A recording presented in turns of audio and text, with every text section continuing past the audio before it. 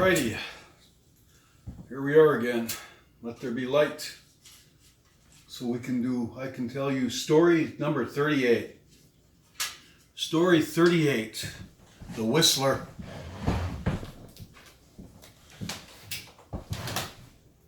Story 38 is a ghost story. And it takes place in a college bookstore that I was working in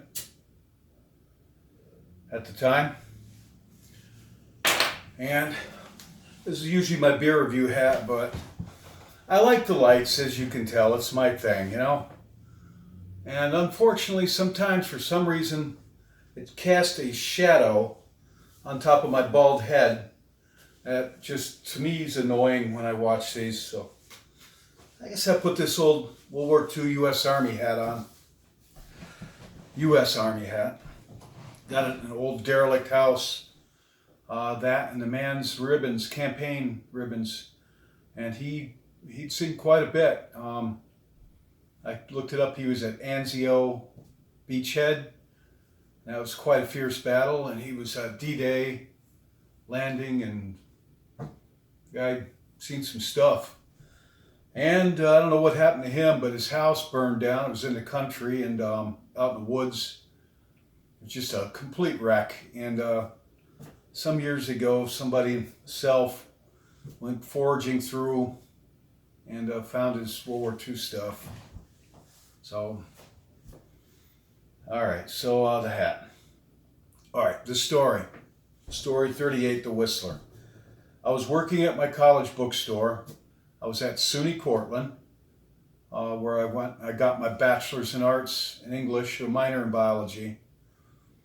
I left the regular Army, I want to just say, just for talking's sake.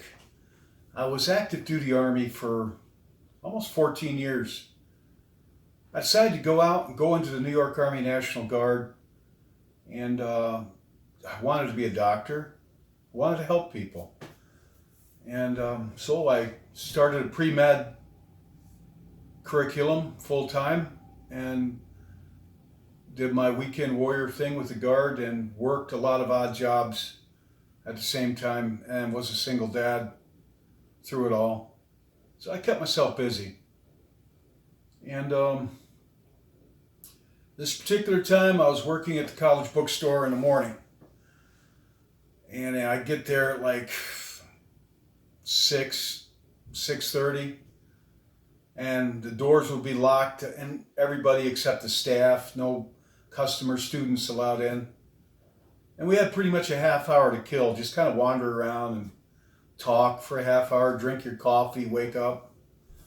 That kind of laid back, cool job. And I want to say that surrounded by, on one side of this library, was a vast cemetery of stones, mostly from the 1800s. And I bring that up because this is a ghost story. And the way the cemetery is, and you know, the college buildings are fairly new there, you know, and the stones have been there for a couple hundred years or so. I figured they probably moved some graves, probably did, to put the new buildings in. Maybe that has something to do with this, maybe not. So I'm in this one room of the college bookstore where all the books were. Half of the store was like art supplies and a whole bunch of other things. And the part I worked in was strictly textbooks. And there's two people in there. Myself, a part-time worker, and a full-time worker. You know, I'd work there in the mornings and then I'd get out and go to classes, you know, at 10 or 11, whenever my classes started. And the other woman that worked there was full-time. That's all she did. That's her job. And she was a middle-aged woman then. And just giving you the setting, we're in this textbook room with aisles of textbooks and like a library, you know, a whole bunch of them on the wall and shelves and stuff, and different rows with textbooks on either side. And the woman was behind her desk.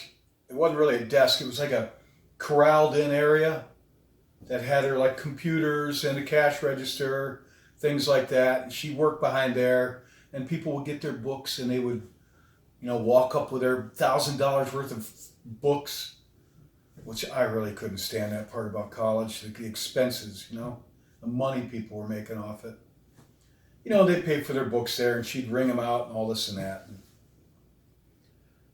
And so I'm on the other side of that. I'm amongst the books. And this is during the half hour. The doors are locked. There's a whole bunch of students out in the hallway, of this building. Can't wait to get in and get their books. And I'm drinking my coffee as usual and just kind of wandering around like I did every morning when I worked there. Just pick up a book and open it up and start reading it. Drink my favorite coffee that I'd bring in. And this particular morning, well, I want to say again, the woman that was working behind the desk, the corral area, had her back turned to me. When this event happened, she was about 20 feet away from me, easily 20 feet, with her back turned to me. And I think she was chatting, because she was in front of her monitor and looked like she was interacting with somebody. I don't know. But she was really into whatever she was doing with her computer and keyboard. I don't think it was work. I really don't care, for that matter. But that's what the other person was doing in there. And I'm 20 feet away, and I pick up this book, Mouse. This is a paperback book. M-A-U-S, which you probably know is German for mouse, English M-O-U-S-E. So I'm reading Mouse. I think I read like 2 pages of it. That's all I know about the book, really, other than it's a book about the Holocaust, and an odd book. Written by Art Spiegelman, I think in the 80s. I looked it up before I did this video. But I knew then it was about the Holocaust. It was pretty odd. The whole book's about the Holocaust. And it's set in a concentration camp, at least the part I was reading. So I'm drinking my coffee and I'm killing some time, and I'm kind of reading this book to see what it's about. It's a textbook for some course. And I'm reading to myself, that is to say, I'm not speaking, like you do when you silently read a book. You're thinking the words. And it's a dialogue between a guard at the concentration camp and a prisoner there. And I got that the prisoner was not Jewish. He was there, I think he was German. He was there for some other reason. At least that's what I got from the 2 pages I read. And I'm at a part in the dialogue, and the guard says to the prisoner, "What are you doing here? What did you do to get in here? What did you do to get in here?" Not verbatim, but that's the gist of what he asked him. And the prisoner says to him, "Me, I'm in here because I sang the German national anthem poorly." He said sang or whistled it. And as soon as I read those words, "Me, I'm in here for singing the German national anthem poorly or out of tune," somebody started whistling right in my ear. Like if this was my ear, they had to have been right there, right on it. Like their mouth would have been inches away from my ear, over my shoulder on this side. And what do you think they start whistling?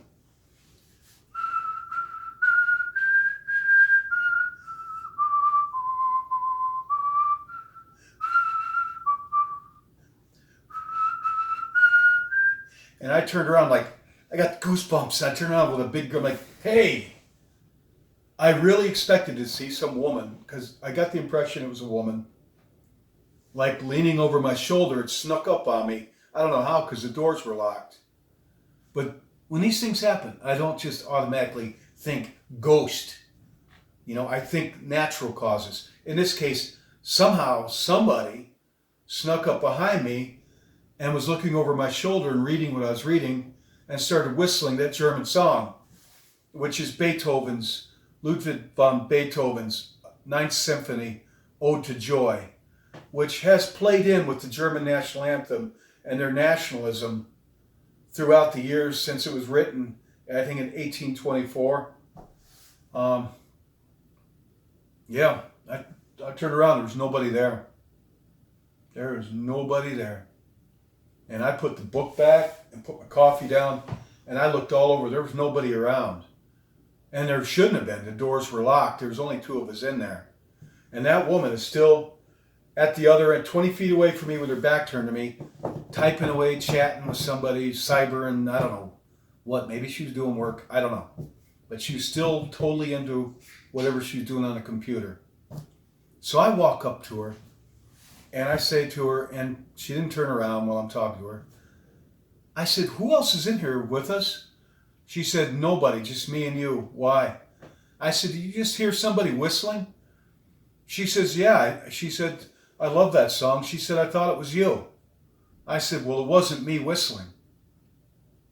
And then she stops typing, and she turns around real slow, and she looks at me with a grin. I said, yeah, that wasn't me whistling.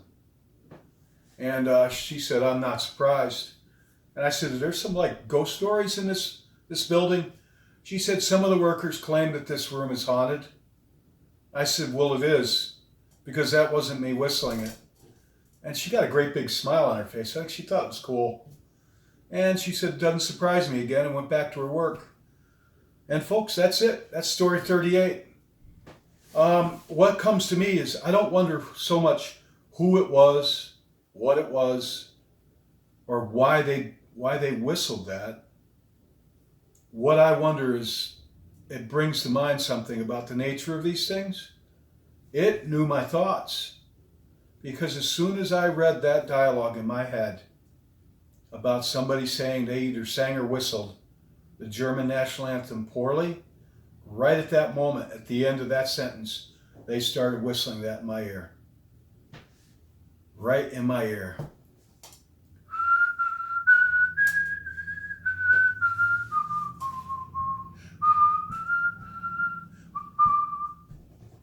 Yeah, so somehow it read my thoughts. So, that's it. Story 38, The Whistler. Now I want to say a couple of things I wanted to add to this. I've got more stories that are a little more epic than this. It's kind of a short story. I've got some stories that are going to take like part 1, part 2, and maybe even part 3. And I'm saving those for the last. Thank God I only have so many of these ghost stories at this point in time. They're ongoing. But it's God's will. I don't seek these things out. Trust me. I am telling the stories, though. I don't know if it's right or wrong. Which brings me, somebody said, that some people helps you through these times we're going through with the coronavirus. And it helps you get through the boring, abysmal, deep blue funk of all this. And, well, that's good. That's kind of why I'm doing these. But it also helps me out. It's therapeutic for me as well to do these stories. Gives me something to do, interact with you all, and whatever. I try to be completely honest in all these. I do strive for honesty. At least my interpretation, honest interpretation. What else? Oh, somebody suggests I put beer reviews in here.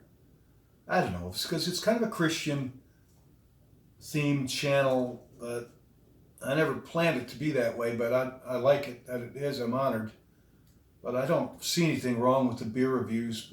Somebody asked me, why don't you do some coffee reviews, And I just happened to be contemplating deeply, spending a pretty good piece of money on a very good espresso making machine. And when I read that comment, that's it. I said, I'm going to do that. So I'm going to buy an espresso machine. I'm going to order it tomorrow. It's quite a piece of change for me, too, for a good one. Not one of the more expensive ones. Because I consider myself a coffee snob. And I am a coffee snob. More than I am a beer snob.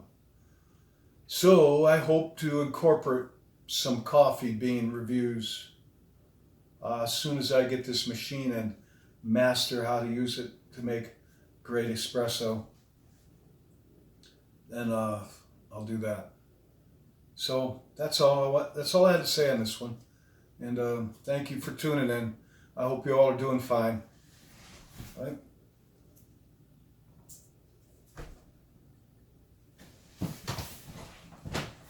Okay. I think I'm gonna fall over something.